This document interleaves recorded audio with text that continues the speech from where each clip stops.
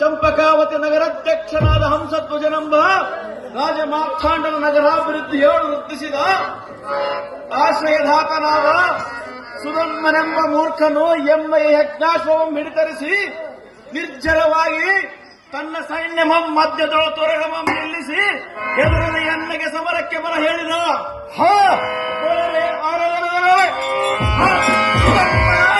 ಸುಧನ್ಮನಂ ಧೈರ್ಯಾಪ್ತಿಯೊಳ ಧದ್ಗಲಕಿಸಿ ನೀರು ಕುಡಿಸಿ ಅವರ ಕರಂಗಳೆರಡಂ ಪಿಡಿದೆಳೆದು ಜಡಿದು ಬಡಿದು ಎಮ್ಮೆಯ ಯಜ್ಞಾಶ್ವವನ್ನು ಬಿಡಿಸಿಕೊಂಡು ಬರುವೆನು.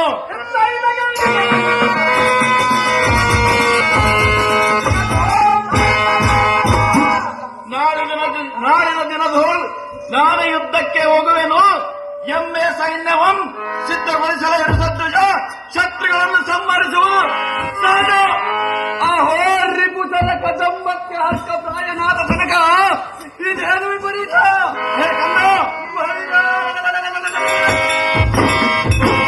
ಜಗದಮತಿಯಾದ ಸುಧನ್ಮನೊಡನೆ ನಾನೇ ಯುದ್ಧಕ್ಕೆ ಹೋಗುವುದೆಂದು ಹೇಳುವೆಯಲ್ಲ. ಸಹಜವಾಗಿ ಹೇಳುವೆನು. ಬಾಪು ರೇ ದಸ ದಿಕ್ಕಿನವರು ಸದ್ದುಸರೆ ಅಸಮವೀರನೆಂದು ನಾವು ಹಾಕಿದಕೊಂಡಿರುವ ನಾಡಿನಕ್ಕೆ ಜನಕ ಕನ್ನ ಜಾಗೃತಿ ನನಗಪ್ಪಣೆ ಕೊಟ್ಟು ನೋಡು.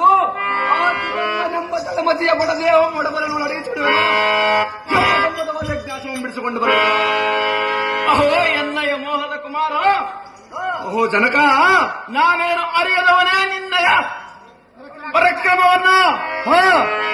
ಆ ಕುಳ ತಿಲಕನಾದ ಸುಧನ್ಮರೊಡನೆ ಯುದ್ಧವನ್ನೆಸಗುವುದಕ್ಕೆ ನಿನಗೆ ವೀಳಮಂ ಕೊಡುವೆನು.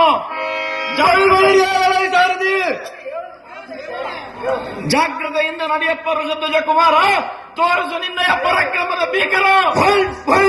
ಸಾರದಿ ಸುಧನ್ವನೆಂಬ ಬಲ್ಲಿದ ನೊಡನೆ ಕಲಹಕ್ಕೆ ಹೋಗಲು ದಟ್ಟವಾಗಿ ತಪ್ಪದೆ ಅಪ್ಪಯ್ಯನಗಳಿಂದ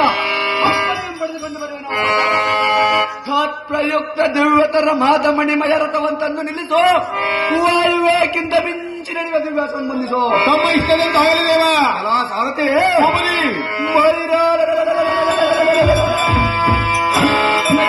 ಸಮರಕ್ಕೆ ರಥವನ್ನು ಬಿಡುವಂತನಾಗ ಸೂತ